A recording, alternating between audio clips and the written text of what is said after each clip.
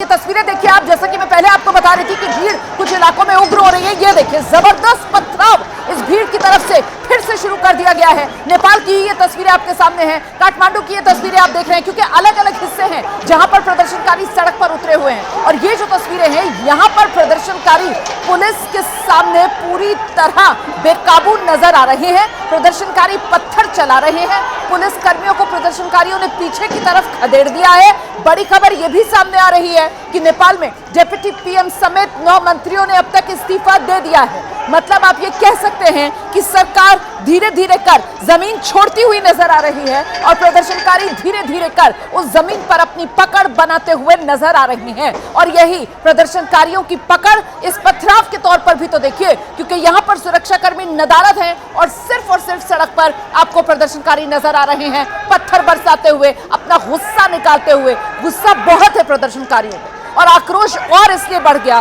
क्योंकि कल जो प्रदर्शन हो रहा था, उस प्रदर्शन में जो युवा थे, 14-15 साल के बच्चों से लेकर 28 साल तक की उम्र वाले युवा जो इस प्रदर्शन का नेतृत्व कर रहे थे, जिनके हाथ में इस प्रदर्शन की कमान थी, उन्हीं युवाओं पर खुली फायरिंग कल सुरक्षा बलों ने नेपाल में की है, जिसमें 21 लोगों की मौत हुई है, 500 से ज्यादा लोग घायल हैं और कई की हालत अभी भी बेहद नाजुक बताई जा रही है। जिंदगी और मौत के बीच अस्पताल में जूझ रहे हैं। इस बीच आज एक बार फिर से हिंसा भड़क गई है। नेपाल की ये तस्वीरें आपके सामने हैं। देखिए कैसे नेपाल में काठमांडू में फिर से आज हिंसा भड़की। कर्फ्यू का ऐलान कल ही से यहां कर दिया गया था, लेकिन इस वक्त हालात पूरी तरह बेकाबू हैं।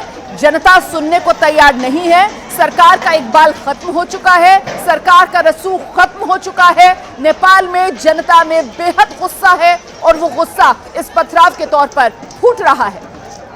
ये देखिए आप, यहां पर आपको पुलिसकर्मी दूर दूर तक तस्वीरों में नजर नहीं आएंगे। यहां सिर्फ और सिर्फ लोग नजर आ रहे हैं और ये आम लोग हैं, ये आम जनता है जो अपनी सरकार के खिलाफ सड़क पर उतर आई है। नाराजगी बहुत ज्यादा इस सरकार को लेकर, नाराजगी ट्रिगर पॉइंट आप कह सकते हैं। वो एक वजह जिसकी बदौलत शुरुआती तौर पर यह प्रदर्शन हुआ, वो भले ही 26 सोशल मीडिया प्लेटफॉर्म्स पर प्रतिबंध का मुद्दा हो, लेकिन और कई मुद्दे थे जो जुड़ते चले गए, जिसमें सबसे महत्वपूर्ण भ्रष्टाचार का मुद्दा, महत्वपूर्ण भाई भतीजावाद का मुद्दा, महत्वपूर्ण बेरोजगारी का मुद्दा और महत्वपूर्ण नेपाल सरकार विदेशी ताकतों के हाथ की कठपुतली के तौर पर काम कर रही है। इस मुद्दे को लेकर भी आम नेपाली के मन में गुस्सा बहुत ज्यादा था।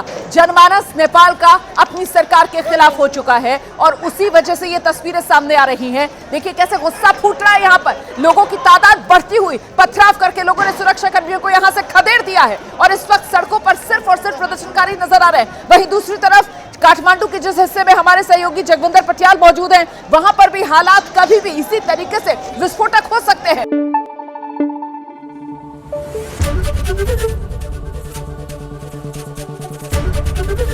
एबीपी न्यूज आपको रखे आगे।